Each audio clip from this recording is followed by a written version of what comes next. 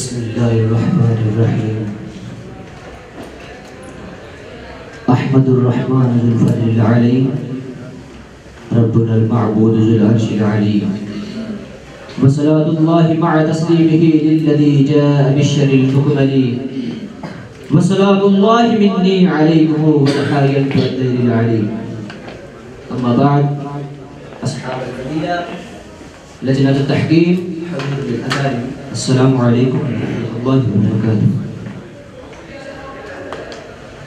कम मिन बिलादिन उसिसत फहदरत, व कम मिन शमूसिन तलअत फग़रबत, व कम मिन मज़ाहिब ज़हरत फ़ख़्तफ़त, फ़फ़ी हक़ाइक़िल कौनि हक़ीक़तुल लती ततअत्तरु बिदिमाइ शुहदाइ, व बिनाउल लज़ी बुनिया अला असासित तौहीद, मसाबिहुहु ततजल्ला बिनूरि दीनिल हक़, वलहु इलल वजूद मुस्तहकम गायतुल इस्तिहकाम, फ़इन्न हाज़िहि रियासत अल्लती क़ामत अला कलिमतित तौहीद हिय अव्वल रियासत इस्लामिय्या अल्लती सुम्मियत बिरियासतिल मदीना।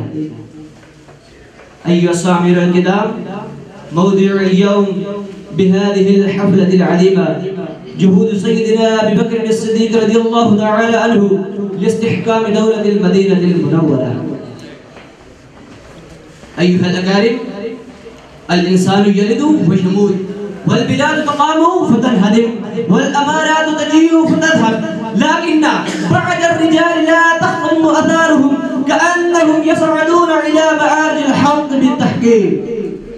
अय्युहस-सामिरुल हाज़िरून, هذا القول أظهر من الشمس بأن بعد وفاة نبينا صلى الله عليه وآله وسلم من قام لاستحكام دولة المدينة المنورة لم يكن إلا أبو بكر الصديق رضي الله تعالى عنه. أيها الأكارم، إذا لم يكن تنسيق الدين المحمدي ورد الكامل على مؤامرات اليهود والنصارى والمنافقين والمرتدين دولة سيدنا أبي بكر الصديق رضي الله تعالى عنه لاستحكام دولة المدينة المنورة، فلمن ذاك؟ فتارة قام بسيفه المهند لقتال الكذابين، وتارة قاتل بمنكر الزكاة.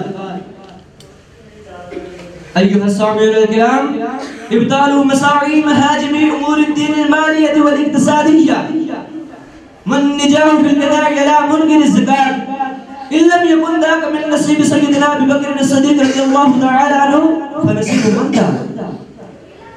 أيها السامعون الكرام، دخول 600,000 منتقد إلى خلافة الصديقي، وإنشاء سلطات الصديقي والجيش، وإنشاء سلطات الصديقي والجيش، إن لم يكن ذاك من نصيب سيدنا أبي بكر الصديق رضي الله تعالى عنه فشأن من ذاك؟ وأوصل دولة المدينة المنورة إلى قمة الكمال بسبب تنفيذ أحكام القرآن والسنة، ومن ناحية أخرى يقدم نفسه للمسؤولية، إن لم يكن ذاك من نصيب سيدنا أبي بكر الصديق رضي الله تعالى عنه فشأن من ذاك؟